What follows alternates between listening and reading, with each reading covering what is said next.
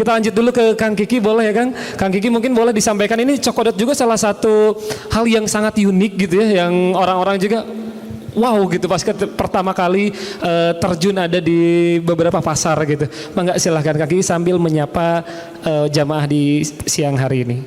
Bismillahirrahmanirrahim. Assalamualaikum warahmatullahi wabarakatuh. Wilujeng Sonten. Alhamdulillah sore ini saya bisa di sini bersama dengan Kang Jody Warung Stik dan Kang Dimas Seto atas undangan dari Koperasi Pesantren Darut Tauhid yang sekarang sedang anniversary ke-25. Saya sangat senang sekali bisa sharing pengalaman. Tadi Kang Jody dari Warung Stik sudah bercerita tentang awal mula merintis usahanya. Saya pun sama ya. Tetapi perbedaannya adalah apa yang saya jalani, usaha Cokodot ini berawal dari ketidaksengajaan. Jadi waktu itu saya teh asli Garut ya, Sunda. Cuman lama tinggal di Jogja 12 tahun. Jadi karena dari TK sampai SMA saya di Garut, kuliah saya di Jogja, kerja juga di Jogja. Waktu itu tahun 2019 saya ada rasa kangen ingin pulang kampung. Nah kebetulan waktu April 2009 itu mama saya datang dari Garut bawa dodol. Jadi kalau zaman sekarang dodol itu jarang yang makan ya Bu ya. Saya juga setahun sekali atau sebulan sekali jarang makan dodol. Waktu itu dodolnya itu ditaruh di lemari aja. Saya kebetulan di Jogja itu suka bikin coklat. Saya di dapur lagi mencairkan coklat, bikin permen coklat, tuh saya cemplungin dodolnya ke coklat. Pas udah jadi saya makan, kok enak ya gitu ya. Pinggirannya keras, coklat, dalamnya dodol, cuy gitu ya. Walaupun manis dengan manis, tetapi ketika saya makan, kok enak. Nah akhirnya dari ketidaksengajaan mencemplungkan dodol ke coklat, lahirlah satu jenis makanan baru yang waktu itu saya bingung namanya apa ya, Cokodot atau Cokodol ya. Akhirnya saya mempatenkan brand Cokodot. Nama Cokodot itu diambil dari coklat with dodol Garut. Cokodot itu. Tapi setelah berkembang Cokodot menjadi sebuah brand dengan tagline Indonesian Coklat atau Coklatnya Indonesia. Karena selain coklat isi dodol, saya membuat berbagai macam varian coklat yang semuanya dimodifikasi dengan hasil bumi Indonesia seperti coklat kopi, coklat teh, coklat jamu. Saya beberapa kali Cokodot mewakili Indonesia ke ajang internasional pameran coklat di dunia, yaitu di Paris, di Itali. Kita membawa coklat dengan rasa jamu. Jadi ada coklat rasa beras kencur, coklat rasa gula asam. Tetapi coklat isi dodol ini juga tetap menjadi favorit karena memang saya sempat kurang percaya diri ketika pameran di Paris. Karena apa? Karena orang lain pasti menyuguhkannya coklat yang strawberry, blueberry, raspberry ya. Sementara saya dari Indonesia tiba-tiba membawa coklat dodol gitu ya, coklat jamu. Tapi ternyata luar biasa, respon dari konsumen di dunia itu sangat antusias sekali. Karena apa? Saya baru nyadar, oh ya Indonesia ini dijajah oleh Belanda hampir 350 tahun hanya karena rempah-rempah. Akhirnya ketika saya menampilkan coklat dengan rasa kayu manis, coklat dengan rasa jahe, cabe, itu ternyata respon dari pengunjung pameran coklat internasional sangat antusias. Ya akhirnya itulah yang akhirnya membuat saya percaya diri dan sampai akhirnya tahun 2011 Cokodot mempunyai prestasi sebagai produk nasional dengan kemasan tradisional terbaik sedunia. Masya Allah. Jadi tepuk tangan dulu boleh. Ya. Nah di situ akhirnya saya berpikir saya punya beban yang sangat berat untuk terus mengembangkan produk ini sehingga benar-benar menjadi identitas coklatnya Indonesia.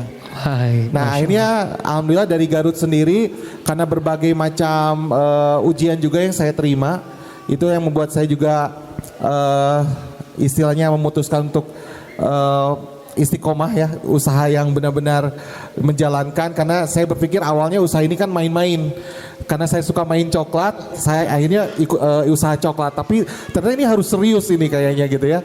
Akhirnya saya mengembangkan membuka jalur distribusi. Jadi Cokodot ini selain mempunyai galeri atau toko coklat, gerai coklat, kita menyebarkan coklat ini ke semua toko oleh-oleh.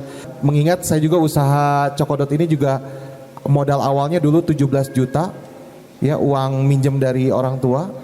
Jadi karena waktu itu dulu saya kerja di Jogja, gajinya numpang lewat, udah bayar rumah, bayar kendaraan, jadi gajinya cuman numpang lewat aja gitu. Akhirnya buat modal usaha waktu itu saya dipercaya oleh orang tua. Saya dipinjemin tabungan 17 juta. Akhirnya saya pakai buat usaha Cokodot. Jadi itu sebenarnya dari ketidaksengajaan akhirnya bisa berkembang. Masya Allah, alhamdulillah, itu pertolongan Allah nih langsung ya dengan mencemplungkan dodol, Masya Allah. Baik, selanjutnya kali ini langsung saja ke Kang Dimas. Itu mungkin boleh disampaikan tentang usaha juga. Nah ini biasanya kan dikenalnya artis hijrah, waduh katanya ya. Jadi, nah ini mungkin boleh disampaikan tentang hijrahnya juga, karena biasanya kan kalau udah usaha, ini harus dipilih juga usaha yang halal, usaha yang memang jadi jalan semakin dekat ke Allah gitu. Mungkin boleh sharing-sharingnya ke teman-teman sambil menyapa, boleh Kang Dimas. Bismillahirrahmanirrahim. Assalamualaikum warahmatullahi wabarakatuh. Alhamdulillahirabbil alamin. Allahumma sholli ala Muhammad wa ali Muhammad. Yang saya hormati Kang Ferry, Pak Camat dan jajaran pemerintahan yang ada di sini dan Kepala Dinas. Yang saya hormati juga santri DT ya yang hadir di tempat yang baik ini, dan dua senior saya ini Kang Jody sama Kang Kiki. Sebetulnya saya dari tadi sebetulnya pengen ngasih mic saya aja, saya masih belum puas dengerin mereka berdua bicara. Ini sangat menginspirasi lah banget pokoknya, Masya Allah. Masya Allah. Tapi kalau memang saya dikasih kesempatan untuk sedikit bercerita, ya mungkin teman-teman di sini tahu saya sebagai pekerja seni. Saya lebih suka dibilang pekerja seni dibanding artis, karena qadarullah itu sebuah pekerjaan yang Allah mentakdirkan saya kerja di dunia seni. Memang ada karya di situ. Tapi kalau ditanya karyanya baik apa tidak, ya itu saya akan garuk kepala sebetulnya. Kayaknya banyak yang tidak baiknya. Kalau datang ke DT ini, sebetulnya awal hijrah saya ini dimulai dari Agim sebetulnya, dari AA. Saya ingat banget tahun 2004 saya ada film, dan film itu pro kontra sebetulnya. Yang pada saat itu memprotes film saya itu adalah Agim. Saya ingat banget datang ke tempat beliau di Cikajang. Benar ya, Blok S kan, Cikajang di situ. Saya datang, saya banyak dinasihati sama beliau. Itu kunci proses saya awal mulai hijrah. Banyak saya merenung, tapi saya bingung mulai dari mana. Saya sudah merasakan sebetulnya saya di dunia seni ini udah bisa dibilang hampir 20 tahun. Saya mulai dari tahun 98. Yang saya rasakan adalah kosong, tidak ada rasa bersyukur. Makanya saya sebetulnya sama teman-teman yang santri-santri di DT ini, kalian harusnya berbangga hati di tempat yang benar dan tepat. Justru yang saya ini posisi saya sekarang ini sebetulnya lagi mengejar ketertinggalan yang sangat tertinggal jauh, dan mudah-mudahan Allah memberikan saya nikmat umur panjang dan saya masih diberikan waktu untuk selalu belajar. Memang alhamdulillah di tahun 2009 saya menikah, saya semakin memantapkan diri untuk hijrah dengan dukungan istri. Proses itulah mulai saya jalanin dengan dukungan istri di tahun 2011. Saya banyak ngobrol juga dengan teman-teman yang punya niat yang sama, salah satunya adalah Dude Harlino. Kita buatlah namanya kajian musyawarah. Awal mulai itu 2011. Mulai proses belajar dan belajar di situ membuat kita insya Allah semakin baik. Prinsip musyawarah adalah kita selalu mengingatkan untuk belajar dan mengajak teman-teman sesama pekerja seni untuk hijrah. Ayo belajar bersama-sama.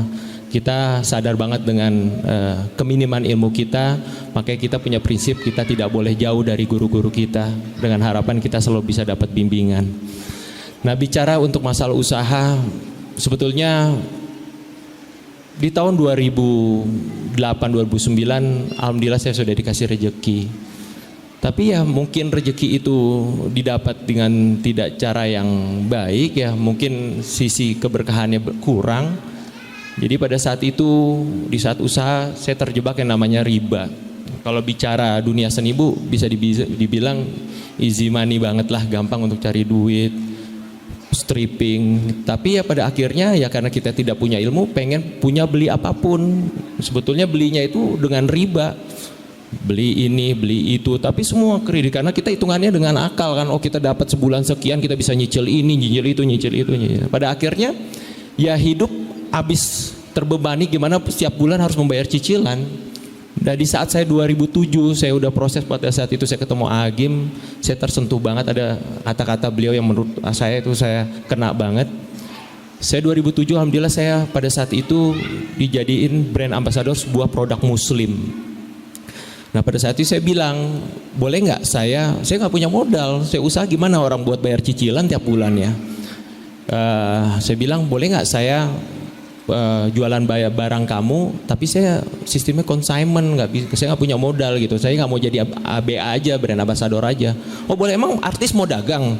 Artis nggak malu emang? Nah itu kata-kata dasar seperti itu. Betul. Saya bilang, insya Allah saya nggak malu, saya bilang asal itu halal gitu, saya akan jalanin gitu. Untuk mengumpulkan modal ya untuk usaha 3 tahun saya jualan barangnya dia, saya buka sebelum Ramadan 3 bulan 4 bulan di toko-toko grosir tuh, di kasirnya depannya kan biasanya ada sewa tuh per bulan ya. Saya buka di beberapa tempat, pulang syuting saya mampir dulu ke sana, saya jualan, terus baru balik lagi syuting. Kadang saya ajak teman saya bantuin jualan. Ya udah tariknya kan karena pada saat itu saya sinetronnya lagi stripping. Orang mungkin beli karena ada sayanya Bu, tapi alhamdulillah itu cukup berhasil. Ya dari situ 2011 baru saya memberanikan diri juga untuk membuka usaha sendiri, tapi sayangnya keilmuan saya tentang bisnis yang seharusnya yang seperti Rasulullah jalankan itu tidak saya terapkan. Saya masih terlibat yang namanya riba. Karena pada saat itu saya udah merasa punya peluang, wah saya dapat benar hasilnya ya karena riba ya.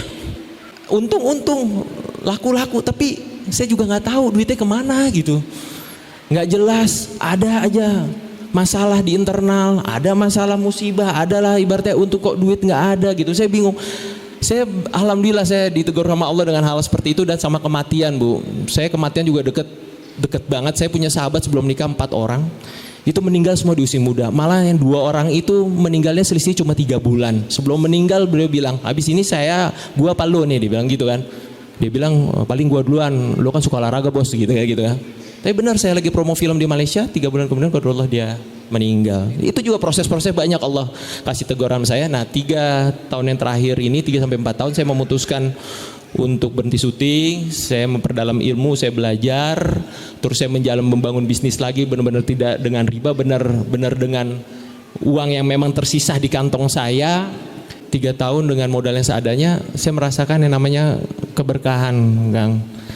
Ya akhirnya saya sama istri buat Muslimwear namanya Tudi. Nah awal berdiri juga saya masuk pada saat itu di sebuah perusahaan grosir. Tapi alhamdulillah saya belajar, banyak teman-teman yang membantu. Kita survive sampai sekarang. Sekarang kita beralih ke online ya. Wisli juga buat hijab segala macam. Terus kita juga buat kesehatan juga.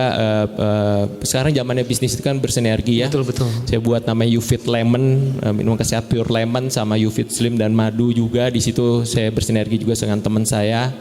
Tapi Tudi ini yang memang bisnis pertama saya sama istri yang sampai sekarang saya tekunin. Mudah-mudahan saya juga habis ini dapat bimbingan dari Kang Jody sama Kak Kiki. Paling itu aja sedikit ya. Mungkin itu yang selanjutnya mungkin silakan Kak Kiki apa Kang Jody yang Baik, berbicara. alhamdulillah. Tepuk tangan dulu dong boleh untuk Kang Dimas, Masya Allah.